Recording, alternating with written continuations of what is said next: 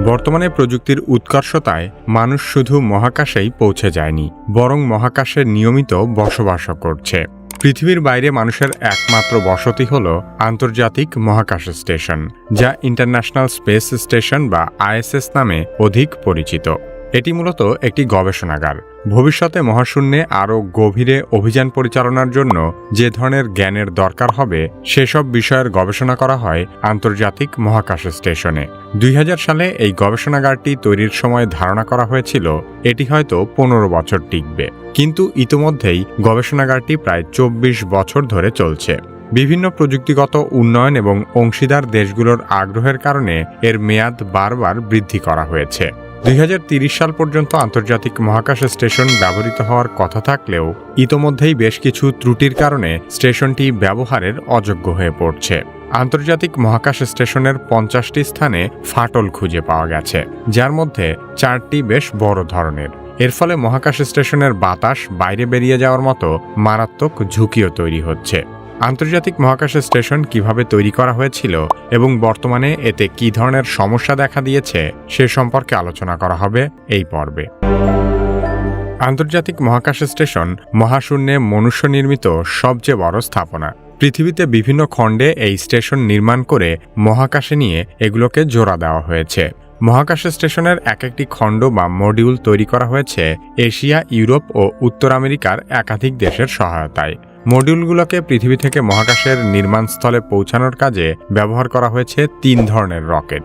রকেটগুলো হলো American space shuttle, Russian proton rocket ও Russian Soyuz rocket. এই রকেটগুলো আবিষ্কার না হলে মহাকাশ স্টেশন কখনোই নির্মাণ করা সম্ভব হতো না। রকেটগুলো ব্যবহার করে মহাশূন্যে ভাসমান এই মানবদুর্গ নির্মাণ করতে 13 বছরেরও বেশি সময় লেগেছে। এই স্টেশন নির্মাণের শুরুটা হয়েছিল আমেরিকা ও রাশিয়ান দুটি স্টেশনকে মহাকাশে সংযুক্ত করার মাধ্যমে। আমেরিকান এবং রাশিয়ান দুটি মহাকাশ স্টেশনকে সংযুক্ত করার ঐতিহাসিক ঘটনাটি ঘটেছিল 1975 সালের 17 জুলাই। এটি ছিল অ্যাপোলো সোয়ুজ টেস্ট প্রজেক্ট, যা মার্কিন যুক্তরাষ্ট্র এবং তৎকালীন সোভিয়েত ইউনিয়নের মধ্যে প্রথম যৌথ মহাকাশ মিশন। মার্কিন অ্যাপোলো মহাকাশযান 15 জুলাই 1975 সালে উৎক্ষেপণ করা হয়। একই দিনে সোভিয়েত সোয়ুজ মহাকাশযানও উৎক্ষেপণ করা হয়। এর 2 দিন পর 17 জুলাই মহাকাশে দুটি মহাকাশযানকে একসাথে সংযুক্ত করা হয়। 2000 সাল পর্যন্ত একের পর এক এই স্টেশন উন্নয়নের কাজ চলতে থাকে। পরবর্তীতে 2000 সালের নভেম্বর মাসের পর থেকে মহাকাশচারীরা নিয়মিতভাবে এখানে বসবাস করতে শুরু করে। এরপর থেকে এখনো পর্যন্ত মহাকাশ স্টেশন কখনো জনশূন্য হয়নি। বর্তমানে মহাকাশ স্টেশনটির দৈর্ঘ্য একটি ফুটবল মাঠের চেয়েও বড় এবং এর ভেতরের পরিসর 6 বেডরুমের সমান একটি বাসার সমান। আন্তর্জাতিক মহাকাশ স্টেশন প্রতি ঘন্টায় 28,000 কিলোমিটার দূরত্ব অতিক্রম করে। এই গতিতে পৃথিবীকে একবার প্রদক্ষিণ করতে আইএসএস-এর সময় লাগে মাত্র 92 মিনিট। মহাকাশ স্টেশন তুলনামূলক পৃথিবীর খুব কাছ দিয়ে প্রদক্ষিণ করে। ঘুরতে ঘুরতে একসময় আইএসএস পৃথিবীর আরও কাছাকাছি চলে আসে। যদি কোনো ব্যবস্থা না নেওয়া হয় তাহলে এটি প্রচণ্ড গতিতে পৃথিবীর বায়ুমণ্ডলে প্রবেশ করবে, আর সাথে সাথে এর বাইরের আবরণে সৃষ্টি হবে ভয়াবহ অগ্নিকাণ্ড। এ ধরনের মারাত্মক দুর্ঘটনা রোধ করতে নির্দিষ্ট সময় পর পর বিশেষ প্রযুক্তির সাহায্যে স্টেশনকে ঠেলে উপরের দিকে পাঠানো হয়, যাতে করে স্টেশন তার নিজস্ব কক্ষপথে প্রদক্ষিণ করতে পারে। সার্বক্ষণিকভাবে 6 জন নভোচারী মহাকাশ স্টেশনে অবস্থান করে। তাদের প্রধান উদ্দেশ্য হল এমন সব বিজ্ঞানভিত্তিক গবেষণা করা যা শুধুমাত্র মহাশূন্যেই করা সম্ভব। আন্তর্জাতিক মহাকাশ স্টেশনে সাধারণত একজন নভোচারী প্রায় 6 মাস অবস্থান করেন, কিন্তু কোনো কোনো ক্ষেত্রে আইএসএস-এর কর্মীকে প্রায় বছরখানেকও এখানে থাকতে হতে পারে। দীর্ঘ সময় পৃথিবী থেকে বিচ্ছিন্ন থাকার কারণে মানব শরীরে কী কী ধরনের পরিবর্তন আসতে পারে তাদের উপর সেসব পরীক্ষা করা হয়। বর্তমানে 15টি দেশ আন্তর্জাতিক মহাকাশ স্টেশন থেকে তাদের গবেষণা ও কার্যক্রম পরিচালনা করে।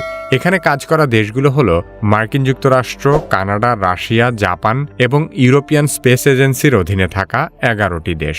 বহু দেশের দক্ষ গবেষকদের অংশগ্রহণের কারণে প্রকৃতপক্ষেই এটি একটি আন্তর্জাতিক বিজ্ঞান গবেষণাগারে পরিণত হয়েছে।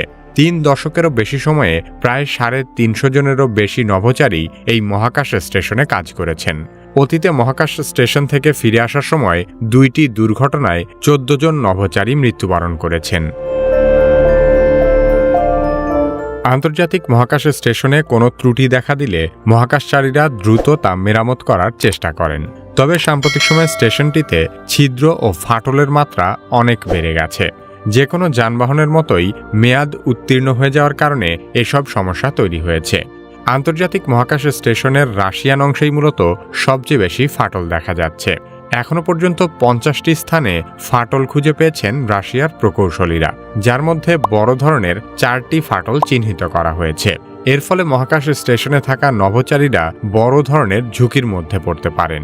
ফাটল মেরামতে এরই মধ্যে কাজ শুরু করেছে যুক্তরাষ্ট্রের মহাকাশ গবেষণা সংস্থা নাসা ও রাশিয়ার মহাকাশ সংস্থা রসকসমস। আইএসএস-এর ফাটলের ফলে যেসব সমস্যা দেখা দিয়েছে তার মধ্যে সবচেয়ে ভয়াবহ বিষয় হলো কিছু ফাটল দিয়ে বাতাস বের হচ্ছে। প্রতিদিন প্রায় 1.7 কেজি বাতাস এখান থেকে বের হয়ে যাচ্ছে। কিন্তু সবচেয়ে বড় সমস্যা হলো কোন ফাটল দিয়ে এই বাতাস বের হচ্ছে সেটি চিহ্নিত করা যাচ্ছে না। যে 4টি বড় ধরনের ফাটল রয়েছে সেগুলো আপাতত বন্ধ করা হলেও পুরোপুরি দুর্ঘটনার আশঙ্কা মুক্ত নয়। সে কারণে মহাকাশ স্টেশনে থাকা রাশিয়ার কম্পার্টমেন্টের একটি অংশ সম্পূর্ণ বন্ধ করে ফেলার প্রস্তুতি নেওয়া হচ্ছে। বর্তমানে 11 জন নভোচারী স্পেস স্টেশনে বসবাস করছেন। নাসা বলছে আপাতত তারা নিরাপদে আছেন, কিন্তু জোড়াতালি দিয়ে ঠিক করা মহাকাশ স্টেশনে তাদেরকে আর বেশি দিন টিকিয়ে রাখা সম্ভব নাও হতে পারে। আন্তর্জাতিক মহাকাশ স্টেশন ইতোমধ্যেই তার নির্ধারিত কার্যকালের চেয়ে 10 বছর অতিরিক্ত ব্যবহৃত হচ্ছে। সে কারণে একে দ্রুত সময়ের মধ্যে পৃথিবীর কক্ষপথ থেকে সরিয়ে ফেলতে হবে। এই কাজটি করার জন্য নাসা ইলন মাস্কের কোম্পানি স্পেসএক্সের সাথে চুক্তি করেছে। স্পেসএক্স এমন এক মহাকাশযান তৈরি করবে যার সাহায্যে মহাকাশ স্টেশনকে পৃথিবী থেকে অনেক দূরে নিয়ে যাওয়া হবে। একে যদি সফলভাবে পৃথিবীর কক্ষপথ থেকে সরানো না যায় তাহলে স্টেশনটি পৃথিবী পৃষ্ঠে আছড়ে পড়বে। কিন্তু মহাকাশ স্টেশনকে অবসরে পাঠানোর কাজটি খুব একটা সহজ হবে না।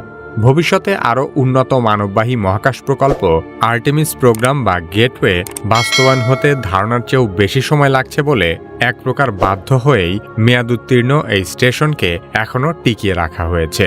2030 সাল পর্যন্ত এই গবেষণাগারটি ব্যবহৃত হওয়ার সম্ভাবনা অনেক বেশি। তবে ধারণা করা হচ্ছে 2030 সালের পরে হয়তো আন্তর্জাতিক মহাকাশ স্টেশনকে বাণিজ্যিক উদ্দেশ্যে ব্যবহার করা হতে পারে। তখন বেসরকারি কোম্পানিগুলো এখানে গবেষণা পরিচালনার সুযোগ পাবে। এছাড়া মহাকাশ পর্যটনে ধনী ব্যক্তিরা মহাকাশে ঘুরতে গেলে আইএসএসকে তাদের হোটেল হিসেবে ব্যবহার করা হতে পারে, যার মাধ্যমে টাকা খরচ করে যে কেউ মহাকাশে কয়েকদিনের ছুটি কাটিয়ে আসতে পারবে। আন্তর্জাতিক মহাকাশ স্টেশনের অবসানের পর রাশিয়া তাদের নিজস্ব মহাকাশ স্টেশন তৈরি করবে এবং যুক্তরাষ্ট্র তাদের আর্টেমিস মিশনের মাধ্যমে সরাসরি চাঁদের বুকে মানব বসতি গড়ে তোলার পরিকল্পনা করছে এবং চাঁদের কক্ষপথেই তারা একটি নতুন মহাকাশ স্টেশন তৈরি করবে।